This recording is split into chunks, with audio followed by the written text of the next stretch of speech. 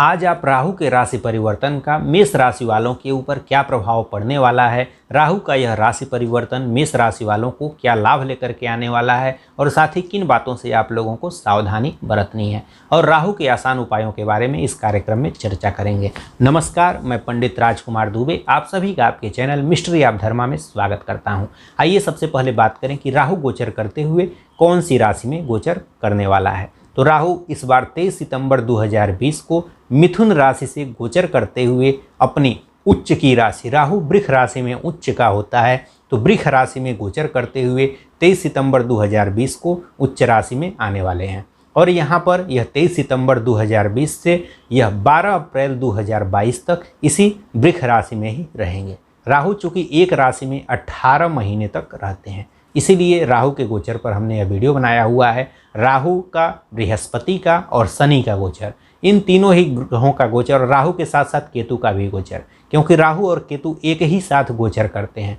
तो राहु केतु का, शनि का, बृहस्पति का गोचर अगर इन लोगों का गोचर होता है तो इन चारों ही ग्रहों का जो गोचर होता है वह किसी भी व्यक्ति के ऊपर विशेष प्रभाव डालता है, क्योंकि यह चारों ही ग्रह लंबे समय तक रहते हैं। राहु केतु 18 महीने तक, बृहस्पति 13 महीने तक और शनि एक राशि में 2.5 वर्ष तक रहते हैं।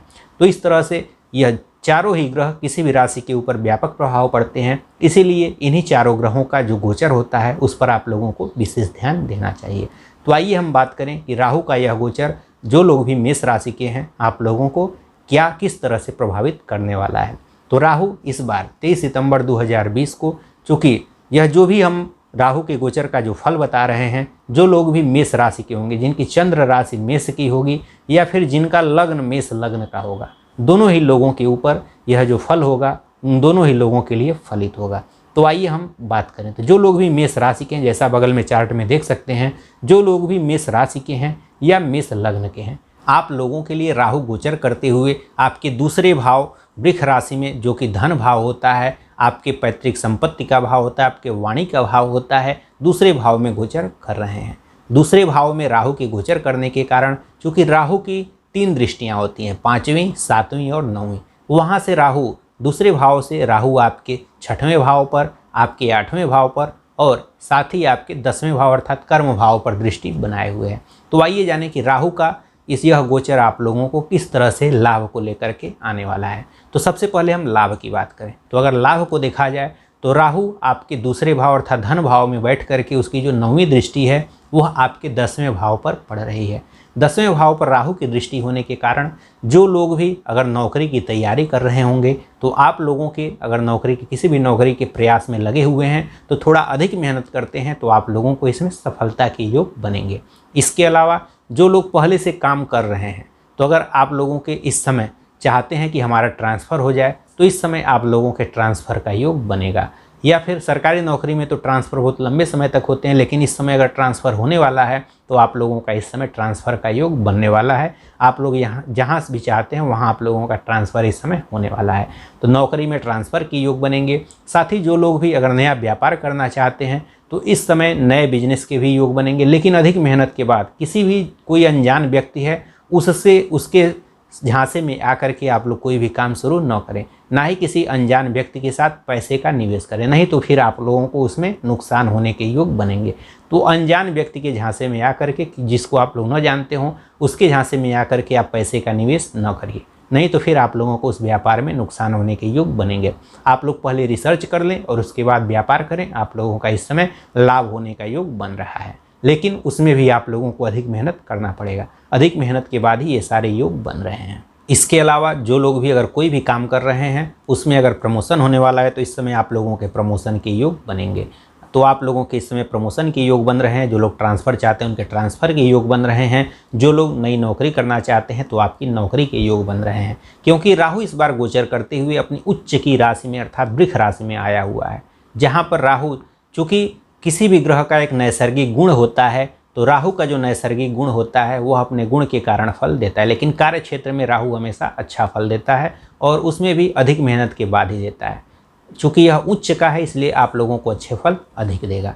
तो 10वें भाव से संबंधित आप लोगों को अधिक अच्छे फल मिलेंगे। लेकिन साथ ही साथ आप लोगों को अपने पिता के साथ संबंधों को मधुर रखना। अगर पिता के साथ संबंधों को मधुर रखते हैं तो आप लोगों को यह लाभ अधिक होगा।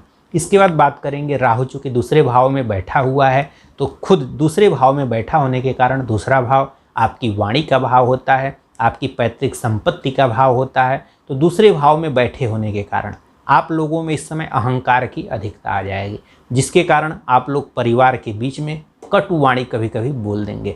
तो कटु वाणी के कारण, आपकी असंयमित वाणी के कारण आपके परिवार में वाद विवाद की संभावनाएं बनेंगी। इसलिए आप लोगों को अहंकार से बचना चाहिए और अपनी वाणी को संयमित करके बोलना चाहिए, जिससे कि परिवार में कोई भी पैतृक संपत्ति से संबंधित कोई भी वाद विवाद न हो। अगर पहले से कोई वाद विवाद होगा तो अगर आप लोग वाणी को संयमित करके बोलते हैं तो उसमें भी आप लोगों को लाभ होता हुआ दिखाई देगा। तो पैतृक संपत्ति से इस समय आप लोगों को लाभ होता हुआ दिखाई दे रहा है, या फिर कोई भी पैतृक संपत्ति आपकी है तो उससे आप लोगों को इस समय लाभ होता हुआ दिखाई देगा।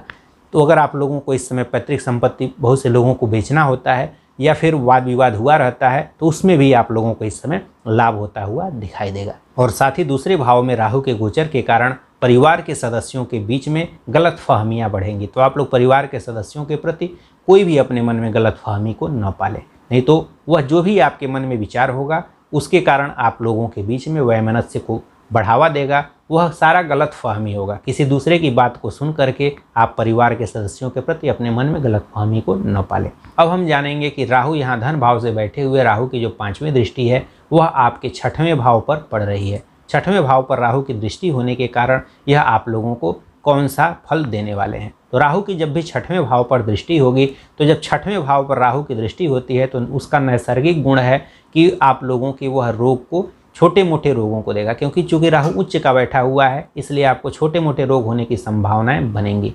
आप लोग चाहते हैं कि आपको कोई रोग ना हो, तो आप लोग नित्य अपने जीवन में कोई भी योग का, कोई भी व्यायाम का, प्राणायाम का कोई भी आप लोग अपने जीवन में समाहित कर लें। अगर आप लोग नित्य इन कार्यों को करते हैं, कोई भी योग व्यायाम अगर आप लोग करते हैं तो फिर आप लोगों को कोई भी बीमारी होने की संभावना इस समय नहीं बनेगी।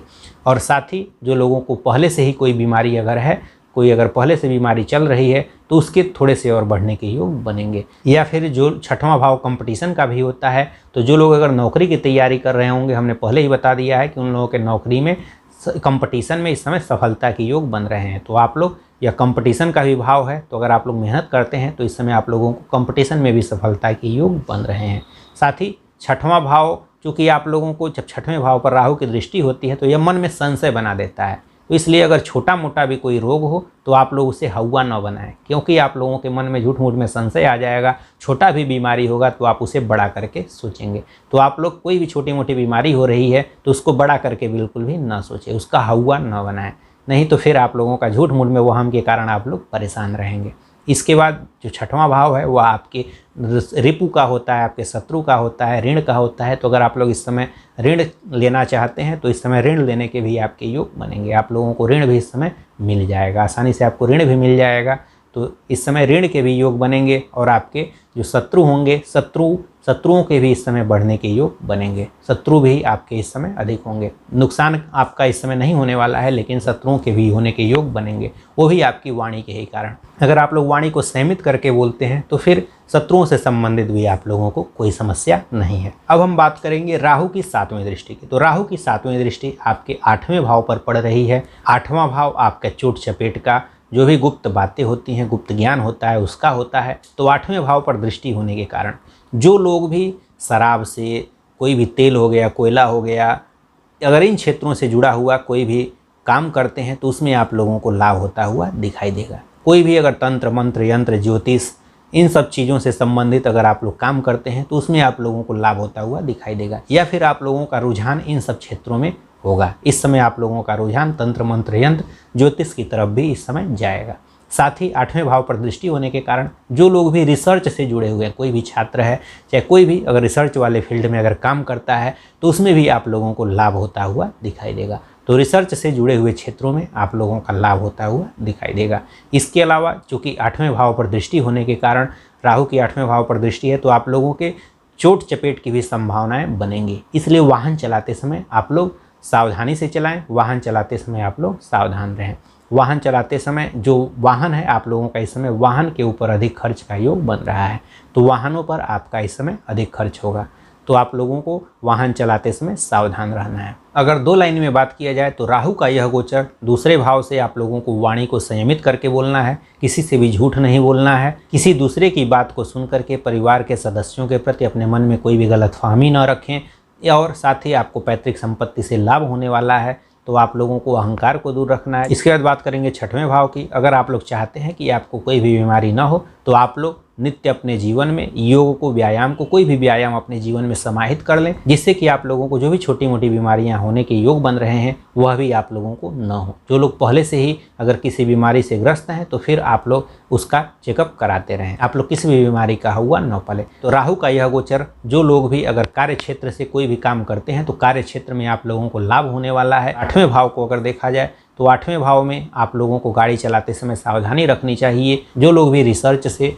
कोई भी ज्योतिष अध्यात्म से जुड़े हुए क्षेत्रों में काम करते हैं तो उसमें आप लोगों को लाभ होता हुआ दिखाई दे रहा है, और आप लोगों को वाणी को संयमित रख के बोलना है, और आपको कभी भी अहंकार को इस समय नहीं करना है। अहंकार के कारण आपका वाणी असंयमित होगा और जिससे आप लोगों का नुकसान होने का योग बनेगा। अब आइए हम राहु के कुछ आसान उपायों के बारे में जानें। हमने राहु के कुछ आसान उपायों के बारे में हमने अलग से वीडियो बनाया हुआ है, उसको भी अगर आप लोग देखना चाहते हैं तो ऊपर आई बटन से या नीचे डिस्क्रिप्शन बॉक्स से जा करके आप उन उपायों को भी कर सकते हैं। तो राहु का जो सबसे आसान उपाय होता है, इसमें जो अगर आप लोग कार्य क्षेत्र में चाहते हैं कि कार्य क्षेत्र में आपको सफलता मिले तो आप लोगों को गणेश जी की आराधना करनी चाहिए। गणेश जी का मंत्र है ओम गंगणपतये नमः, इसको जप सकते हैं बुधवार को, या फिर बुधवार को गणेश जी को दुर्वा और मोदक लड्डू आप लोग गणेश जी को चढ़ा सकते हैं। तो गणेश जी की अगर आप लोग पूजा करते हैं तो आप लोगों को कार्य क्षेत्र में जो समस्याएं होती हैं वो अपने आप कम होने लगती हैं। तो अगर आप लोग कार्य क्षेत्र में सफलता चाहते हैं तो गणेश जी की आराधना करें, और साथ ही दुर्गा जी का दुर्गा चालीसा आप लोग नित्य आप लोग पढ़ सकते हैं। इसके अलावा आप ओम रांग राहवे नमः, यह राहु का मंत्र है, इस मंत्र का आप लोगों को जब मन करे, जब समय मिले, चलते फिरते कभी भी आप लोग चाहें, अगर सुबह हो तो वह सबसे अच्छा है, एक माला कर सकते हैं, नहीं तो जब आपकी इच्छा हो तभी आप लोग ओम रांग राहवे नमः इस मंत्र को आप लोग याद कर लें और इसको आप लोग कभी भी जप कर सकते हैं। इसके अलावा आप शनिवार को मछलियों को दाना खिला सकते हैं, पंछियों को दाना खिला सकते हैं। शनिवार को काला अगर कुत्ता मिले तो काले कुत्ते को रोटी दे सकते हैं, कोई भी भोजन काले कुत्ते को दे सकते हैं। हमने राहु के गोचर का यह जो भी फल बताया हुआ है, तो राहु के गोचर का यह फल, अगर आपकी कुंडली में राहु अच्छे भाव में बैठे हुए होंगे, योग कारक होंगे, तो इसमें अच्छे फलों की संख्या अधिक हो जाएगी, और जो भी हमने नुकसान बताया वो सब कोई भी नुकसान आपको नहीं होने वाला है। या फिर अगर किसी अच्छे ग्रह की आपकी कुंडली में योग कारक ग्रह की दशा या महादशा या अंतरदशा चल रही होगी तो भी इसमें जो भी अच्छे फल हैं वे अच्छे फल आपको अधिक मिलेंगे, और जो नुकसान अगर थोड़े छोटे मोटे होने वाले हैं वह भी आपके नहीं होंगे। लेकिन अगर कुंडली में आपकी किसी खराब ग्रह की दशा चल रही होगी जो कि आपके फेवर में नहीं होगी, या फिर कुंडली में अगर राहु आपके खराब चल रहे होंगे, तो जो भी हमने इसमें अच्छे फल बताया है उसमें थोड़ी कमी हो जाएगी, और जो बुरे फल हैं वह होने के योग बनेंगे। तो उसके लिए हमने जो उपाय बताया है अगर आप उसको करते हैं तो फिर उसकी भी समस्या आपको नहीं होगी। आशा करता हूँ कि यह कार्यक्रम आप लोगों को अच्छा लगा होगा। इन्हीं सब बातों के साथ हम आपसे विदा लेते हैं। नमस्कार, धन्यवाद।